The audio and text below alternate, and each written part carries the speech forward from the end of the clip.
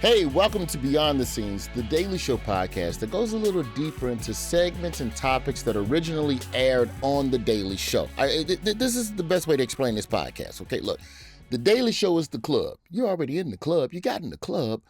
But this podcast is the VIP section, members only. You get a chair, you get a bottle with a sparkler coming out of it. You get yourself a little bit of an hors d'oeuvre. You get your own personal bouncer. And inside that VIP area, we give you a deeper scoop on all of your favorite episodes. Today, we are talking about a topic that Trevor covered earlier this year when former Miami Dolphins head coach Brian Flores sued the NFL after being on the receiving end of what he accuses the Dolphins of being discriminatory hiring practices. Give it a clip.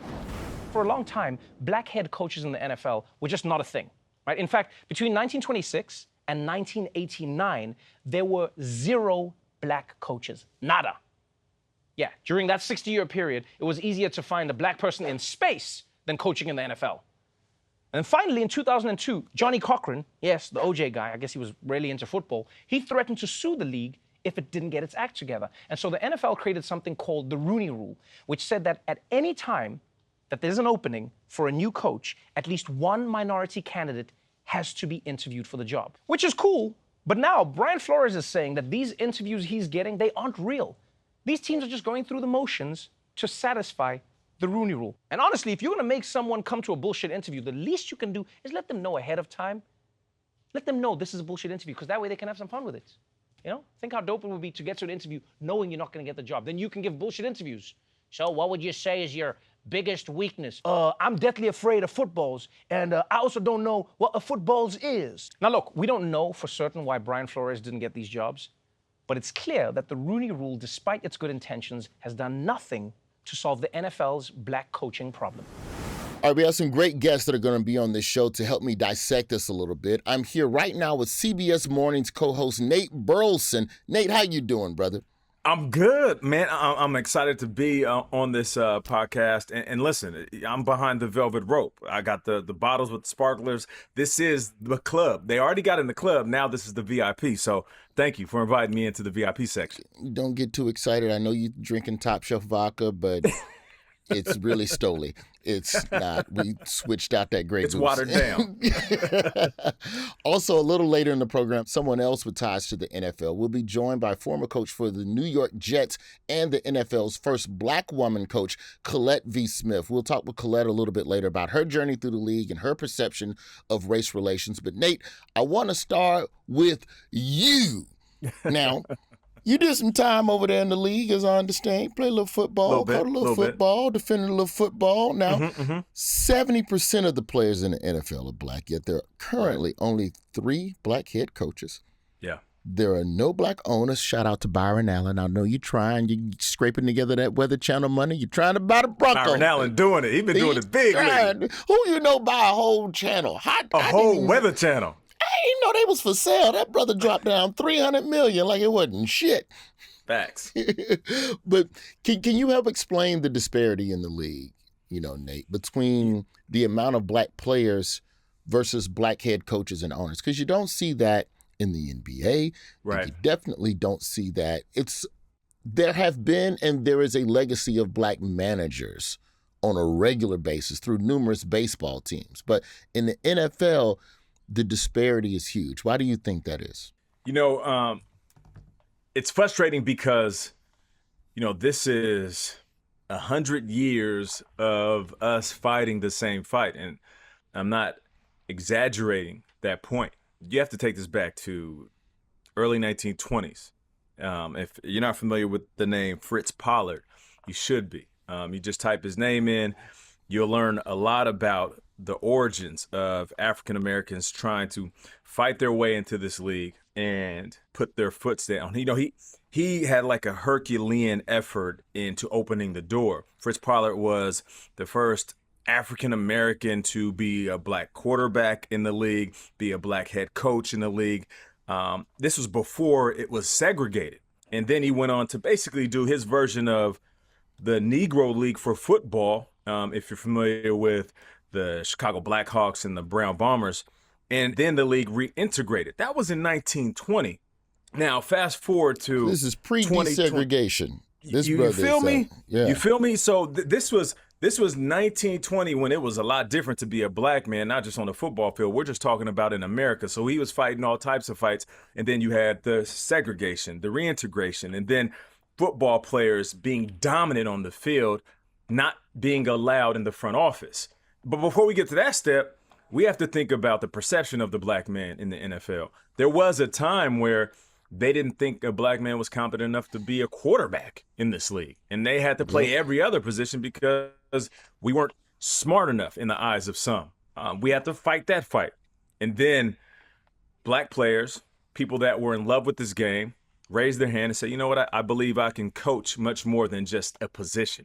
I can coach an NFL team. The reason I wanted to give all of that background because as a player, I didn't even realize that when I was drafted in 2003. When I was drafted in 2003, I was just happy to be there. I'm a young 21-year-old, and I'm sitting there trying to figure out how to establish myself as a pro and then have the longest-lasting career I can. But it kind of reminds me of, you ever seen the movie Pleasantville with Tobey Maguire? Mm-hmm. And he's in this new world. It's all black and white, yeah. Yep. And then everything made sense when the color appeared. There's a lot of parallels to that and double entendres, but same thing for me. I got in the league, and it was black and white. Play as long as you can, make the money. And then when I started paying attention to the quote-unquote color, like in the movie, it hit me. I'm looking at all of these black dudes running around, putting their life on the line. And then all these black players that go into coaching positions that are assistant coaches, that are helping out, that are assistants to the head coaches. But the lack of representation when it comes to head coaching jobs, it just wasn't there. And then simultaneously in 2003, the Rooney Rule came. And now you're thinking, all right, cool. The Rooney Rule is here, which means, in other words, you got to make sure you interview some candidates of color before you hire the person that you want to be your head coach. Make sure you talk to a couple blacks before you hire the person you was already going to hire. Yeah, and I thought that this was going to be a significant change, and this would be a shift, but it wasn't. Yes, there were more African Americans being interviewed and brought into the facility, but like we saw in decades prior, these owners, these GMs, they were hiring who they want to hire. Now, let me be honest. I have to be transparent in this. As a guy who has owned a restaurant and launched businesses, I also understand when you own something, put your heart into something, and it's your business, whether it's financial or it's a hobby, you can't hire whoever you want. But when the representation of African Americans on the field is as large as 70+%, you can't help but to be frustrated with how you see smart players that are capable, and then they just get rejected year after year after year. And I've known players that I played with, players that I played against, that have been knocking on the doors for trying to be a head coach and just denied. So, yes, has there been change? Of course. Have we seen more head coaches? Of course. I mean, how could we not? The years progress, more black coaches are hired and fired. But at the rate that we want opportunities to happen for black coaches, we have a long way to go. Okay, so then to that point, then how has the Rooney Rule hurt aspiring head black coaches? Because when you look at, let's just go with Kansas City, if we're talking modern era NFL, and the home of Eric Bieniemy, who has been an assistant to Andy Reid, and that one of the best offenses in NFL history. Year after year after year, they've gone to 2 straight Super Bowls, lost one. They should have won that second one. But nonetheless, he contributes. You got to add that he contributes to the offensive game plan in play calling. He's not just a face on the sideline reading a paper. Correct. Andy Reid trusts Eric to make these calls. There you go. So his name was not at the top of a lot of teams' lists when it came time to look for head coaches. After that second Super Bowl appearance, do you think that the Rooney Rule for someone, and we're not talking specifically about a brother like Eric, but do you think he should How many black coaches right now just go, man, just let me just stay where I'm at. I'm not even finna go out there and have y'all making me look like a fool, getting my hopes up, making me think you gonna hire me. Because like, how much has the Rooney Rule created false hope in black candidates, thus keeping them from even going in for the interview, thus forcing the team, trying to meet the Rooney Rule requirements, to just scrape up any Negro they can find. Hey, you good at Madden, right? You want to be the head coach? Come on in and interview real quick for the head coach. All right, get the hell out of here. You played two-hand touch at recess, right? Come on in. Has the Rooney Rule demoralized the hopes of black coaches that are qualified? You know, Roy, you make some valid points, because Eric Bieniemy is one of those coaches every single season, every single offseason. I'm asking, why isn't he a head coach? I can't believe it. I'm asking people that are in the business, like, what's the deal? Like, don't tell me about who he is as a person or he's tough to get along with. Man, I've seen some jerks. I've seen some nice guys. I've seen everybody in between get hired. You're telling me one of the greatest minds that we've seen over the last decade can't land a head coaching job, when I'm seeing guys that are less qualified go there and stumble their way through a few seasons and then get fired? It's frustrating. But you're right, though. The Lions have a coach you never coached before. Listen. Not hating, not calling. I'm just saying. Of course. Now, here's the thing. You make a point about the Rooney Rule. As we look at it, it was supposed to be something that balanced things out, right? It gave us an even playing field, as we say in sports. Correct. But if I'm Eric Bieniemy and I'm getting paid decent coin, not as much as he would as a head coach, I have a guy like Andy Reid, and shout out to Andy Reid, like other coaches out there who have been at the forefront of hiring men of color, even women in their organizations. Shout out Bruce Arians down in Tampa Bay. He left fact. Tampa Bay black as hell. You ain't lying. Bruce Arians, is a real one. He won that Super Bowl and go, here you go, Todd Bowles, and here you go, Byron Leftwich. Y'all handle this, Negroes. You ain't lying. That's Bruce Almighty right there. Bruce is actually light-skinned. I don't know if you knew that. But so for me, you look at Eric Bieniemy, and if he's looking at the landscape of openings, he's probably thinking to himself, I'm not going to go in there as a token, have you look me in my face, pat me on my back, tell me how good I've done, and then as soon as I walk away, you make a decision that we all knew you were going to make. And that's what Brian Flores said. Brian Flores said that, that's what this has become. Even though he was afforded an opportunity and he felt like he was shorted in that opportunity because of a lot of things that happened in Miami, but he's saying that's what this has become. As much as we wanted this Rooney Rule to work, there are organizations that bring in an African-American candidate just so they can check the box because they already have who they want in mind.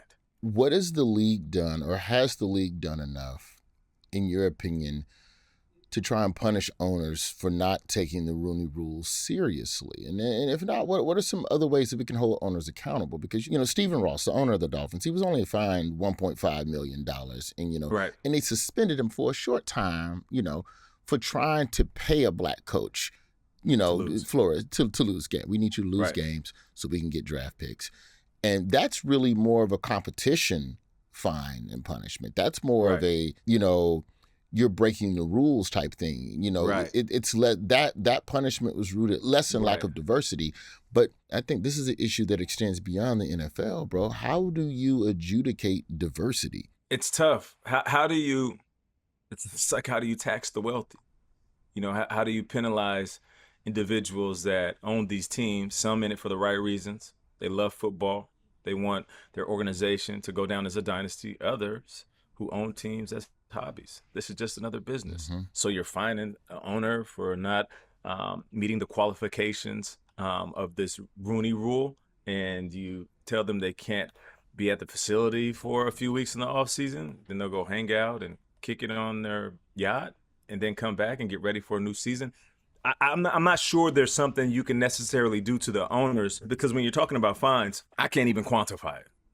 If you're fining a billionaire $1 million, is that hurting his pockets? I think we all collectively can answer that.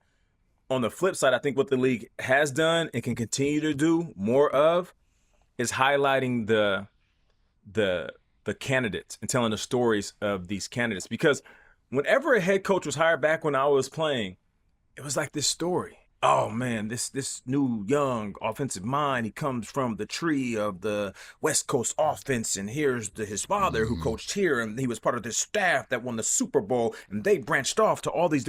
And by the time this guy walks in the building, I'm like, damn, I know this dude's whole story. I'm a fan. Yeah. It's like the Buddy Ryan, Rex Ryan. Exactly. We don't do that enough for these African American and candidates of color. Like, you don't even know these stories.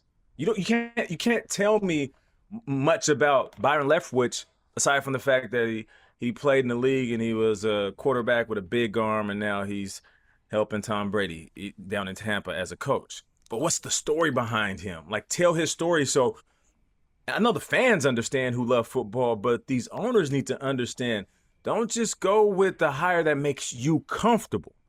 Go with the hire that is most qualified. There's a big difference.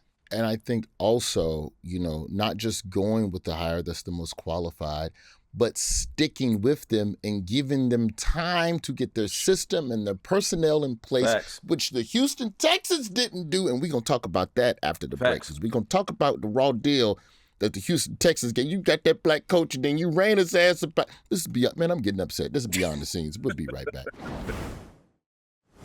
Welcome back to Beyond the Scenes. We are talking football and the lack of diversity at the head coaching and the ownership front office areas with Nate Burleson.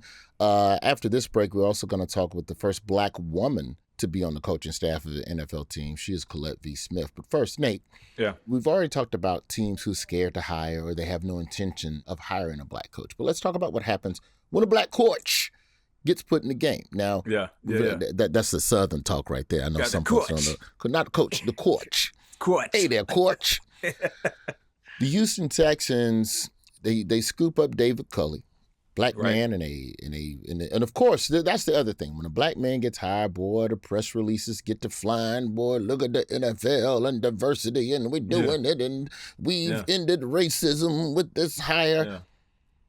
One season, 4-13, and he was let go by the Texans for what was called, quote, philosophical differences. How do you feel about the recent conversations around black coaches being scapegoated for lackluster production? And do you think that they are given the same amount of runway? Yeah. I'm just being honest. Are they given the same amount of runway as white coaches to have time to get things right? In my time in the NFL, the answer is no. I don't think so. Just because of what I've seen. You gave one example. And, of course, they did hire Lovie Smith, another black coach who's been in the system. So I even though I want everybody to get paid, and Lovie Smith is a guy that players have spoke highly about, so I have nothing bad to say about him. But I do like fresh blood. So, seeing him get hired is great. But I would love the next generation of coaches to come behind him. I'll give you another one. Steve Wilkes was hired by the Arizona Cardinals, and he was fired after one season. I remember that because it was a big deal. I'm like, okay, the Cardinals got a new coach. Okay, Steve Wilkes. All right. And then they go 3-13, I believe. Now, 3-13 is not a good record. We get that. But what are you supposed to do? How are you supposed to turn around a squad in 1 year?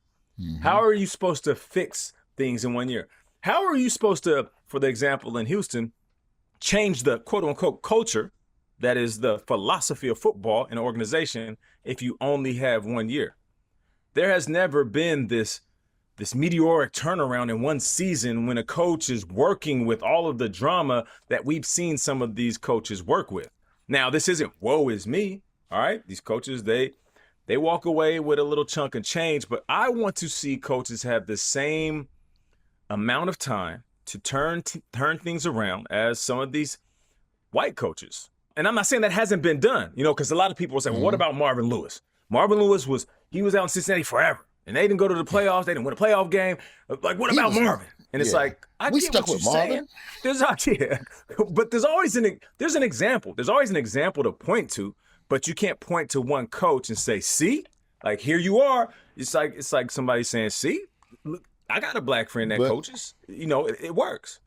I think you also have to have a patient and tolerant ownership, which is what I think the Brown family in Cincinnati exhibited in showing that they are not here to just oh, one bad season, get your ass on. Because it's not like the NFL. It's not like college football where you lose 2 years in a row. Like, all right, dog, the fans are turning on us. The NFL fans are the NFL fans. Here's an off-the-wall question. Mm-hmm. Do you think the high expectations of black coaches as soon as they come into the league is set because Mike Tomlin won the Super Bowl in his second year with the Steelers? Then Mike Tomlin for 15 seasons has not had a losing season. Do you think it's Mike Tomlin's fault for being too good? Mike Tomlin, are you listening to me right now? Listen, Mike Tomlin, we need you to lose, okay? Yeah. We need you to go 2-15 the next 3 years in a row. Do it for black people, Mike Tomlin. Okay. He set the bar too hard. He set the bar too high. Listen, and he get up there, he get to saying them words. He be like, listen, you don't want to paint the team with a broad brush. I call him Barack O'Tomlin because he go out there and win them games. And then he'll talk hey, listen, they might have a bad game. After you get done, listen to him, you're like, you know what? He all right. I'm good with the Steelers. But Tomlin has done something, and I'm joking, of course, Steelers He's done something very special. Yeah, you have to give him credit for it. Stop tweeting me, Steelers fans. I know you're about to tweet me. Because I'm going to give Tomlin the props because he picked up Brian Flores after the Miami fiasco and said, hey, brother, come be on my staff. Come join this. How much, when we talk about diversifying and creating more of these qualified, applicants, and we spoke last break about what Bruce Arians was doing in Tampa with Todd Bowles being down there, and Bowles was a former coach of the Jets, and things didn't go right for him when he was coaching the Jets. And you have Byron Leftwich in that system. How much of changing the culture at the head coaching position requires diversifying the offensive staff positions as well? Like, because Andy Reid blackened up his staff. Of course. Arians blackened up his staff. Tomlin was insulated with a couple other, and Flores isn't the only one. How much of that is part of the solution to this issue? I think that's a huge part of it because head coaches have so much influence. Because when a head coach is successful, you listen to what they say about the X's and O's. Bruce Arians can stand up in front of the media and say, I would like to shout out my special teams coach, my defensive coordinator, and my offensive coordinator that are all black. 3 black coordinators for his squad and say, these guys are the main reason why we are successful. And immediately, as fans, as people who sit outside the game, your eyes turn to those coaches. We start paying attention to Leftwich more than ever before. We start looking at Bowles and saying, you know what? He's pretty damn good. Maybe we gave him a raw deal when he was coaching for the Jets. We start looking at these coaches in a different light. And it is up to these head coaches that are in these positions to bring up and highlight these candidates of color. So, I hope that what we see over the next handful of years will change. It's funny, though, Roy, because every time the season nears an end, we hear about these young black coaches, a lot of them former players who are tremendous coordinators, defensive side of the ball, offensive side of the ball. And we're like, oh, we got some good candidates, baby. Let's go. 7 or 11. And we crap out. And we're sitting back where we started, and it's only 3 or 4 coaches that get hired at the most. But I do feel like there is a shift coming, and I'm not being this eternal optimist because I played in the league and I'm working for the machine. One thing I pride myself on is being honest, even if it's with my former employee, the NFL. But I do feel like change is coming. But Roy, let me ask you this, because I'm a fan, like I told you the first time we met a while ago. I'm a fan of you. I'm a fan of the genre. I'm a fan of comedy in general. I'm a huge fan of stand-up. Yes, sir. Thank you, brother. It's stand-up. Not saying that there hasn't been discrimination or racism or even segregation. We know the history of where it was and where it is now. But I feel like, and correct me if I'm wrong, if you're good and you grind and you improve, you could make enough noise to where the opportunities come. Undeniable. And you be effing undeniable. But in football, you can be enemy. Eric Bieniemy. Be undeniable and still not get an opportunity. Is there a parallel when it comes to comedy and sports, or is comedy changed? Is the game changed for comedy? Social media created a new democracy that allowed for places for artists who don't necessarily get the same mainstream exposure. Like if we're going to go big picture, we can make the argument that Bernie Mac was denied for a very long time until Kings of Comedy and Spike Lee came along. And then even to a degree, Bernie had to draft off of Steve Harvey's sitcom success and D.L. Hughley's sitcom success, and said being on Steve's sitcom for white execs to go, all right, what about that fourth one over there? Yeah, what about the dark skin one? He got a show in him. And even then, it took Larry Wilmore, who was a vouched for and bona fide Hollywood writer at that time, for him to pair it with Bernie and create what we know as the Bernie Mac show. So, that's kind of the approach of being denied, but getting an assist, or someone else having to go, no, trust us, Bernie's the guy. Versus when you look modern age, I would say, probably one of the quickest equivalencies I would make would be the 85 South show, which a lot of people listening to us right now don't know about. But these brothers do television broadcast numbers on YouTube, or the Try Guys. But these shows, and they tour the country. Correct. And they sell 2,500, 3,500 seats. Woo. 85 South. And they have not had any mainstream television exposure except for Wildin' Out with Nick Cannon. Right. So if you are good enough, the people choose in entertainment. If anything, entertainment is set up where the people have more power than the ownership. And if I have an audience, you can't deny me. In fact, you want me more because you think my audience is going to now come to your network. So there is a worth in that. Whereas in sports, the fans are the most powerless because the ownership knows that the fans will watch regardless. The NFL knows that. They know that regardless of what you do, you might not watch the whole game. All right, you might check in on highlights, but when we get that good free agent signing, your ass gonna be back. And there's a lot of morality. There's a lot of things that teams do that where you can question the morality versus trying to win. Be it racism or be it just like you signed this player that committed that crime or did that thing. Right. How dare you? But people still rock with that team because they know the fans will be there. Especially if they win. Television and movies is different, bro, because if I got an audience, low-key, I don't need you. You need me.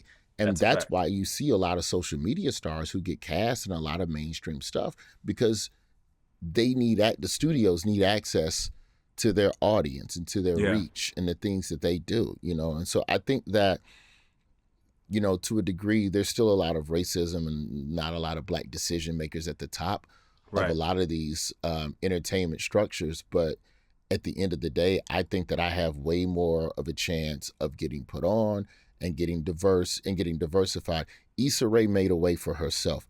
Quinta Brunson made a way for herself. Yeah. Which oddly enough, both of those women also still have ties back to Larry Wilmore. But in terms of creating an audience and a buzz for herself, those two women were self-made. And they just woke up every day with a camera with whatever lights they could afford at the time and created content until people started rocking with them. And so it's tough. It's like, at least, I'll put it this way. An entertainer has an advantage over a black coach. I can at least get myself to second base without a vouch. Now you preaching. And listen, you opened up, this podcast, today's episode, by mentioning the lack of not just black head coaches, but then you went on to say no ownership.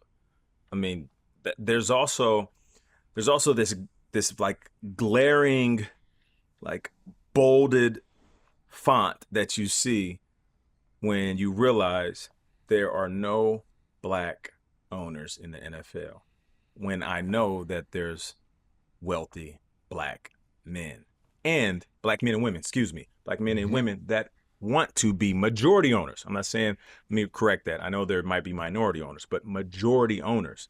And I think that there also needs to be more of that. Because listen, the only way you shake some of these very loaded phrases that people throw around, like the good old boys club, the only way that professional sports can shake that is by diversifying itself. And if you're looking at the numbers, we've seen the studies, diversification when it comes to the corporate infrastructure oftentimes breeds more success. So I know that the bottom line is to sell tickets, right? And have good football. And you got to get the merchandise off. And you want this organization to go from being what the Cowboys used to be to a $4, $5, $6 billion brand. Okay, diversify your product. And I guarantee these organizations will see more success than they've ever seen. How much, here's a off the wall question. And I think it's from a political standpoint, where we're eventually headed as a people when it comes to race and identity, as the next generation of Black people and mixed race people and BIPOCs, et cetera, start matriculating into, their adult lives. The coach for the Dolphins, Michael McDaniel, who is one of 3 head coaches that are Black in the league. You got Lovey in Houston. You got Mike Tomlin. Excuse me. Well, you say Barack O'Tomlin? Barack O'Tomlin, yeah. Barack O'Tomlin in Pittsburgh and Michael McDaniel. Right. Now, Michael McDaniel has a Black father, but he doesn't necessarily choose to identify as Black. He doesn't deny it, but he ain't out the Black and the Black and Black college and Black and the Black. And you got to put gravy, and I like biscuits in it. Like, he's not Black in that sense. It would be a little odd, though, if he hasn't been doing that his whole life, and a reporter asks a question, he's like, my brother, good question. All right. And then but he does check the boxes per the Rooney Rule. And I know him. He was I know him. Yeah. No, I'm not dumping on him. The question I'm getting at is, how Black does that even matter in terms of the league is pushing his identity more than he's pushing it himself? Agreed. Why do you think the league chooses to do that?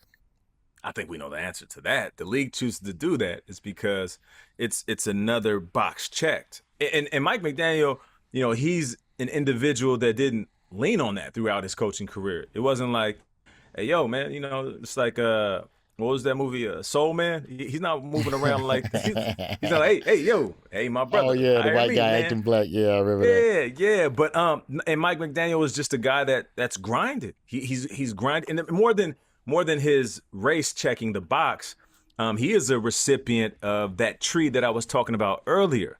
You have to think about Al Shanahan, who coaches the Niners, Sean McVay, who coaches the Rams, and Mike McDaniel were all on the same staff in Washington. They were part of this group that saw some offensive success, and then organizations were like, okay, that was a really good offense. Let me pluck from that staff. And it just so happened that on that staff were 3 very intelligent, young, offensive-minded white coaches.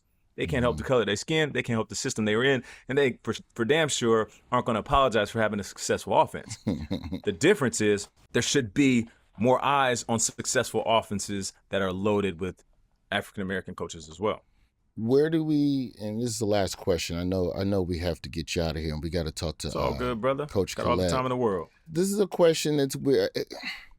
I'm trying to figure out I'm trying to help you keep your job. Like every question I ask you, I'm in my head, I'm going, make sure Nate can keep his job, make sure Nate keeps getting invited to NFL honors during Pro Bowl. I'm good. Ask away, bro. Be honest.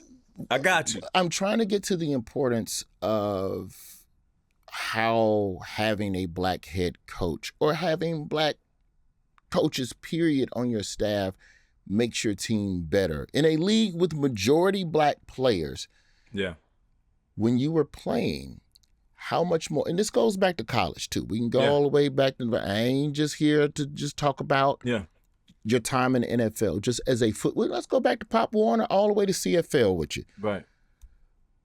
Did you feel a different connection when you had Black coaches in any capacity on the staff? Was there a different, as a Black player, was there a different connection? Was there anything that resonated for you in that time? Of course. Listen, representation matters on every level. When you walk in and you see somebody that looks like you, there's a comfort level there that you immediately embrace. That doesn't mean that every Black coach is going to identify with every Black player. I mean, there's some Black coaches who didn't come from struggle, and they're not going to be able to talk to a kid that was raised in a house full of 6 brothers and sisters, and they were on welfare. Maybe a black coach that was raised in Bel Air won't be able to talk to that kid in the way that he needs to. Maybe there's a white coach that struggled and grew up in harsh conditions and might be able to talk to that black kid a little bit more intimately. But when you have representation of African-American coaches on your staff in the team, when you sit in that locker room and you're taking your cleats off and you look around and you see a sea of black people sprinkled in with some white players, you would hope that your staff also reflects that. One, because you feel like it's only fair. I mean, the odds are that all of these black players that love the game so much that literally put all their eggs in this basket. And once that basket was empty, went and got some more football eggs to put it in. And then once they retired, they went and got them retirement football eggs to put it in that same basket. These same players are some of the most beautiful, I'm talking about Russell Crowe beautiful minds that could coach at the next level. So when we don't see that, we're like, all right, so we're good enough to go out here and get paid to play, but we're not good enough to get paid to lead. So there lies the resentment and anger. But when you do have that, it's just different. Like you can walk upstairs and I can talk to a white coach and we can sit there and chop it up about anything. And I might have something that might be a little bit more personal, and I can go out his office and walk to a coach like Sean Jefferson, who was my receivers coach, black former player who is still coaching the league. And I can go walk in his office and have a completely different conversation because there's that connection. Coaches that understand that and they diversify their staff, there's less friction, there's more cohesiveness, there's less issues off the field. Because it's one thing for, let me keep it all the way 100. It's one thing for a coach to look at a young black player who never had money and tell him what he should be doing, how he should be moving, how he should be acting. It's another thing for a black man to talk to a young black man who might not have necessarily had an older brother or father figure or someone to speak encouragement, intelligence, to speak great vibrations into this man's life. It's different when a black coach does that. Like I've had those moments where a black coach will walk in after something happening over the weekend and he'll be like, hey, listen, man, close them books up. We'll watch film in a little bit. Hey, y'all better tighten up. You see what happened this weekend? See old boy wilding out there in them streets? He's done. He's done. That contract that he thought he was going to get, no more. Mark my words, he will never play again. So if y'all F around and fumble this bag, like we tell you not to fumble a football, you'll be sitting at home at your mama house. So don't walk around here with your chest out and your chin up thinking you God's gift to football, because the game was here before you. It will continue while you're here, and for damn sure it's going to continue afterwards. That's different when you're looking at someone that almost looks like a mirror reflection. So that's, to answer your question in a very long-winded way, that's why it's important to have that representation. And you see that. Like, I'm not saying that Tampa doesn't have any issues, but Tampa got a lot of black coaches. I don't see Tampa Bay Buccaneers wilding out. Now, there's also leadership, Bruce Arians, and there's Tom Brady, who comes in as a veteran. He's been there, done that, I've won some Super Bowls. Tom could tell people, like, look, the way we do it, the way we win it, is we tighten up in all areas, on and off the field. Okay, cool. But there's also, like, it's just different when you see people that look like you speaking life into you. Yes, sir. Well, I respect that. Also, Tom Brady dedicated, he gave up his marriage. Okay, I shouldn't have said listen, that. they working it out. They working it out. That's what we heard. Word on the street. Well, Nate Burleson, thank you so much. We love you every morning on CBS Mornings as well. I appreciate Send you. the best to everybody over there, Gail and everybody else, and the homie Vlad, everybody over there. Yeah, man, no doubt. I'll tell Vlad and Gail and Tony you said what's up. And listen, before you get me out of here, I just want to say I appreciate you. Been a fan of yours for a long time. I know you have been doing this for decades, and a lot of the work that you have done, not everybody sees, but you are one of the leaders, not just in a comedic space, but I've seen you grow into this businessman who works in front of the camera and behind it. And I don't know if you get your flowers a lot, but you deserve it, man. You deserve it. Anytime I see your name or hear your voice, my ears perk up, man, because I know you're either going to be dropping knowledge or you're going to have me in tears. And that's quite the combination. Brother, thank you so much for that. and I appreciate you for coming and going beyond the scenes with us. No doubt. Let me get some free NFL tickets. I got you. Tell me the game. I got you. Yeah, Dolphins. Tell me the game. I'll hook you up. The Dolphins just came to New York. Damn, never mind. Next season. After the break, we will speak with Collette V. Smith, who was the first Black woman coach in the NFL during her time with the New York Jets. We'll talk with her after the break. We'll be right back. Beyond the scenes, we are back. Now, we are still talking about Black coaches in the NFL. Joining me now is a former coach for the New York Jets. And you know, the way the Jets looking these days, she might need to go back, talk to them a little bit. But more importantly, she was the first Black female coach in the NFL. Collette V. Smith, Coach Smith, how you doing today? What's happening, Roy Wood? It's nice to see you. I'm doing good. Now, is the job occupation of coach like president, where even when you're not doing it no more, you're still coach and you get referred to? Absolutely. Okay. Nobody wants to come to my house to watch football because I'm pausing, muting, freezing the frame, checking out the alignment, their foot positioning, and people get mad. And I'm like, you can leave my house. It's fine. Why are you having a tape session in the middle of a Super Bowl party, Coach? That's not how you're supposed to watch football. It is. Your ass need to go in the other room like Peyton Manning and them. You need to have a separate Manning cast while the rest of us. I take notes. I send notes to my former players, wherever they are, with the Bears, the Seahawks. I'm like, I was watching your game. Here's what you did wrong. Here's what you did right. I can't help myself. So at that time, you were one of one, in terms of becoming the first Black female coach to be in the NFL ranks. How did you get there? But more importantly, did you ever realize how much of a unicorn you were while you were setting down this path? You know what? I never thought about that I might have been a unicorn in this arena. For me, I just loved football. And I started playing football when I was 42 years old, professionally at least. I played with the boys in the street when I was a kid, but I wasn't allowed to play organized football with Pop Warner. How absurd is that? So, for instance... And Pop Warner's an age where the girls are bigger than the boys. That part. We outgrow boys in the early stages, you're right. But I wasn't allowed to play organized. Okay. So, being a coach in the NFL was not a dream. How could I have that dream? That dream was stolen from me. So, Billie Jean King was the one that brought it to my attention that I was the first Black woman to coach NFL history. And I looked at her like she was crazy. So you started playing organized ball at 42. First off, what leagues are going on for 42-year-old women? What was this? How did because I love football. I watched that video game football they show on the weird video game channel. Right. It was like watching people play. Oh, that's so dope. It is fly. That's fly. Yeah. But it's not necessarily a league for women in their 40s. It's just a league for women. So 18 and older. And there is no cutoff.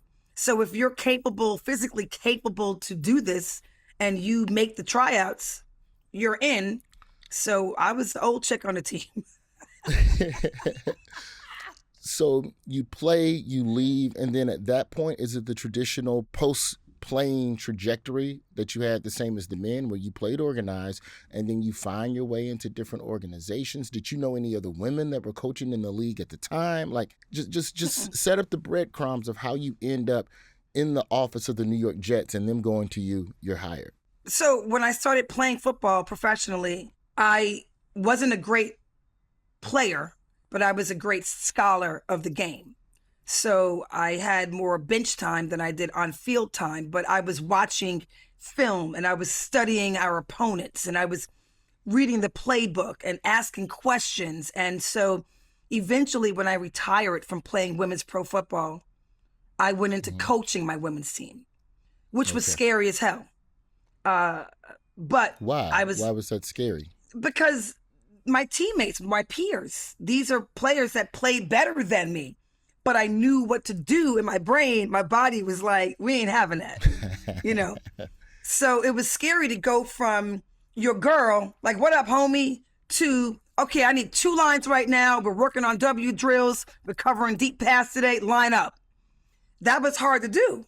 So eventually I made that happen. It was a hard transition, but I was up for the challenge. Eventually, my women's team had made me the executive director over marketing, PR, events, all of this stuff. So being a Jets fan, a lifelong, tired Jets fan, I reached out to the New York Jets to say, hey, look, we need some help over here. We're your sisters. What's up? And I probably wore them out. Like I was calling. And I believe they were just like, let us just call this chick back because she going to keep calling if we don't just give her a call.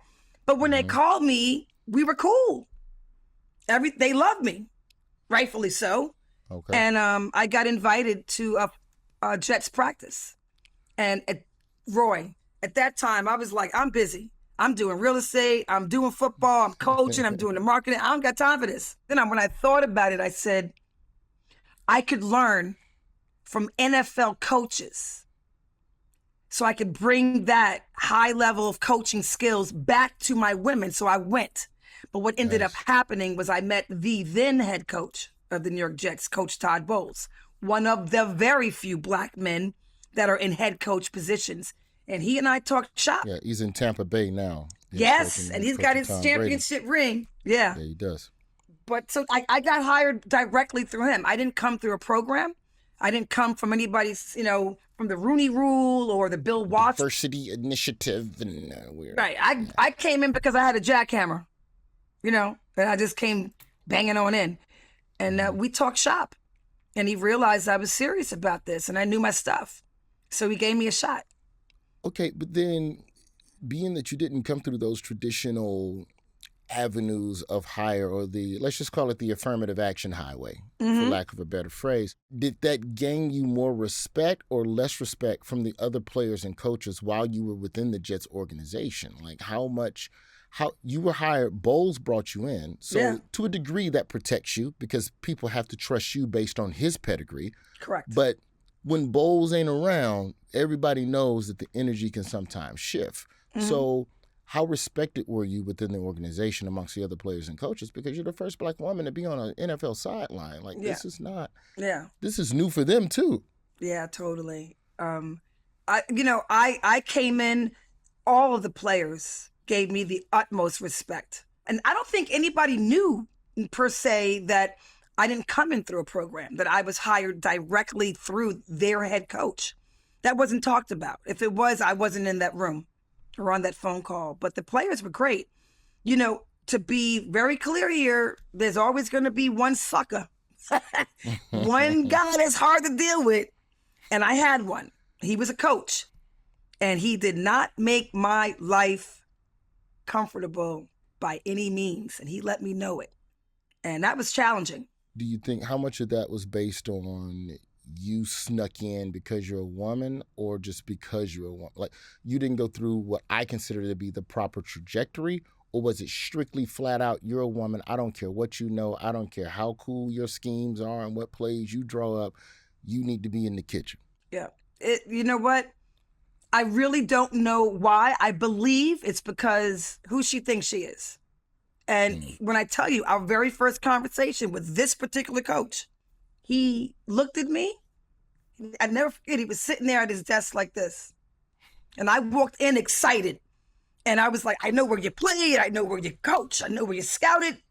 I've been following you. I did my research. And he looked at me. And then he turned back to the computer like I wasn't even there. And I backpedaled. So if anybody knows anything about football, playing a defensive back, that's what I played and coached. I backpedaled out the office like, what in tarnation is going on?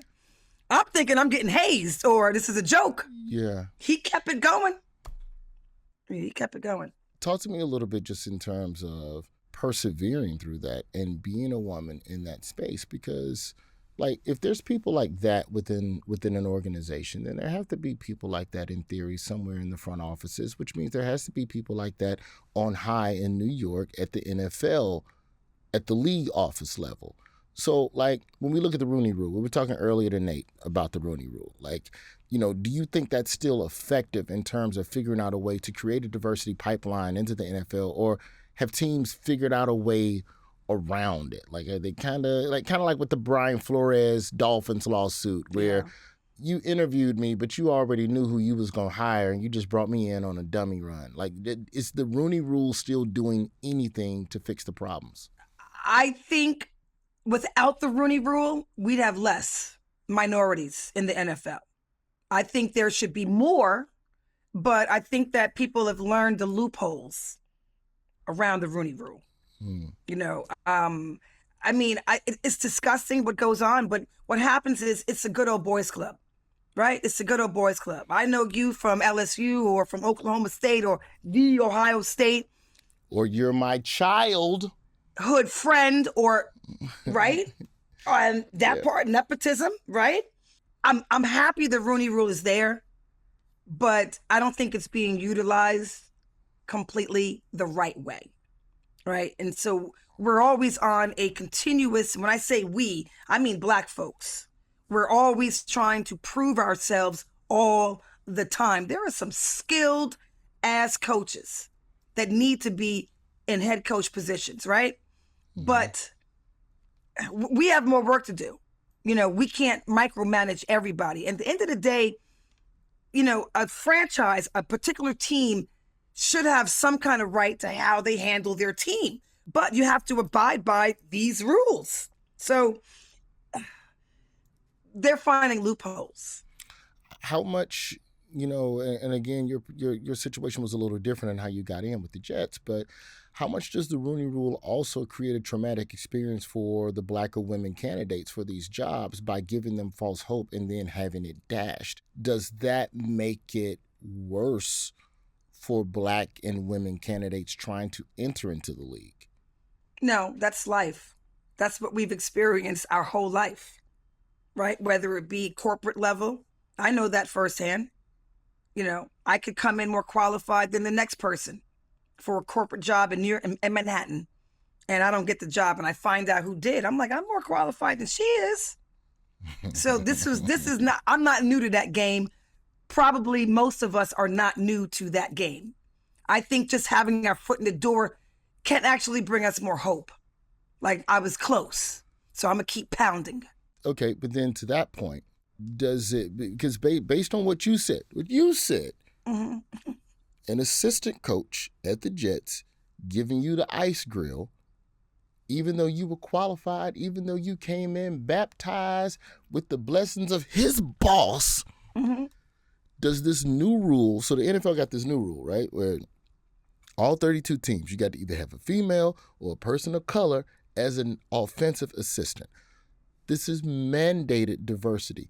Those candidates who were hired based on that mandate, of course it increases the number of coaching opportunities, you know, whatever, like you can build your way up, but does that force them into a hostile work environment?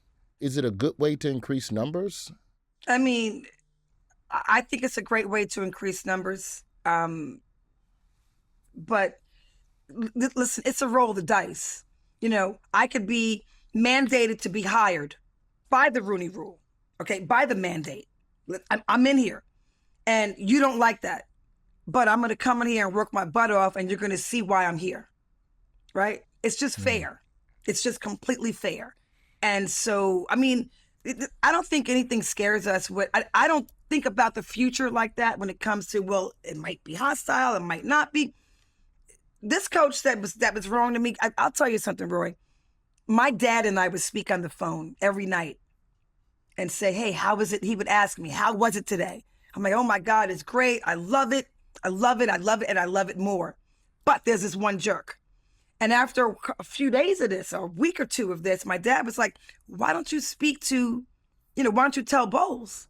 And I said, I'm the only woman coach up in here. I'm not about to be like, he's not treating me nice. I'm not going to be that chick. So I just dealt with it the best I could. Coach Bowles knew nothing about it. Other coaches saw the way he would treat me. Players saw it, And it wasn't like he was saying anything nasty to me. His look alone was almost like, shut up. Or if I was coaching, he would walk in and Roy and give me a look. And then I was like, do you think that, I think I know the answer to this question, but if I'm thinking it, I know our listeners are thinking this, so I got to ask you, what responsibility, if any, do the other staffers have to making sure that diversity hires are treated with some degree of respect? Or is it not their responsibility to go around and police every meanie within the organization?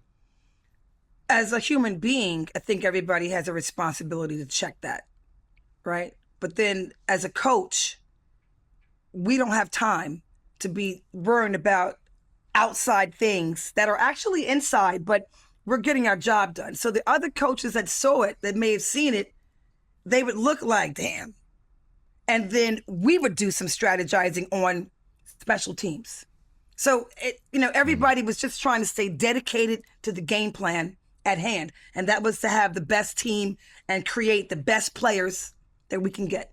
So by solving the problem, it almost creates a distraction to a degree. Correct. Within the organization. Yeah.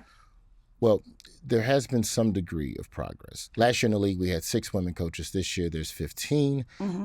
Are you happy with the increase in women coaches since you became a coach? But more importantly, is what's happening now with the 32-team mandate, is that the best way to achieve diversity in the league? Listen, any way to get us in there is the best way. Otherwise, we wouldn't have been, right? So, listen, if I had it my way, I would drive up with a van filled with serious women coaches, and I drive to every team, every franchise team, and say, "Here, you got 2. Bye." And then I drive to the next team. Drop like a them off. Newspaper delivery, you just throwing women out the window like a newspaper. So then let's end here. Why is it important for the NFL to hold the team owners accountable, to the diversity and inclusion regulations that they put in place? Because you can have all these regulations, but if ownership going to work around them, what the hell are we accomplishing? Like when you look at, and I know this isn't apples to apples, but when you look at what's happening in the NBA with the Phoenix Suns, and you have an owner that is now being forced to sell his team on some Donald Sterling, LA Clippers-esque, we found racism in the documents. And then the John Gruden being forced to resign from the Las Vegas Raiders because we found racism in the documents. And then the Washington Commanders being rumored to have a bunch of nonsense going on behind the scenes that's rooted in a lot of racism and discrimination. So, how important is it that the league do what they need to do to make sure that the owners are held accountable? Vitally important. And I'm down with that life. I'm down with it because if we don't get it checked, if the NFL league as a whole does not check these owners, these team owners, it will just keep happening. And we'll be nowhere further in 20 years than we were 50 years ago. So that's progress to me. I'm excited. Listen, I'm extremely proud of what the NFL is trying to do to make positive change within this league for diversity and inclusion. I lied. One more question. Do you think the fans care? Do you think they know or care about the imbalance ratio between coaches and players? Not all the fans give a crap. Not all of them give a crap. They just want to see their team win. But I tell you this, the black fans care and the women care.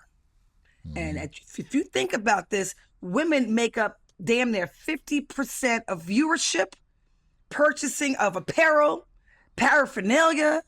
So they better treat us right. And listen, if we were all to get together, we'd be in the minority. We ain't. I said ain't. We ain't the minority. Let's be very clear about that. So y'all are the fiscal majority, but when it comes to staffing, y'all are 2%. Hello. Right. So we've hired our one woman. Perhaps you would like to be a lowly paid cheerleader for $75 a game? That's a damn shame. They're athletes. No, we don't care. And while we're talking about the cheerleaders, I don't care. Look, put some clothes on them chicks, okay? Now, hang on now. Hey, slow down now. Now, I was with you. Them. Now, look, I've been with you this whole conversation. You're starting to lose me. Okay? But listen, if that's the case, I would love to see the players walk around or run around the field in a jockstrap, okay? We don't do that. Put some clothes on those women. Okay? Oh, my goodness. It's always a pleasure to talk to you. And let's not think the next time we see each other at a Knicks game a year from now, please. I'll see you there soon. Pretty please. Yes, sir. Collette V. Smith, excuse me, Coach. Always, once a coach, always a coach. Always Coach Collette V. Smith, thank you so much for going beyond the scenes with us today. Thank you. Of course. And also, thank you to the homie Nate. And thank you, the listener, for going beyond the scenes. We'll see you later.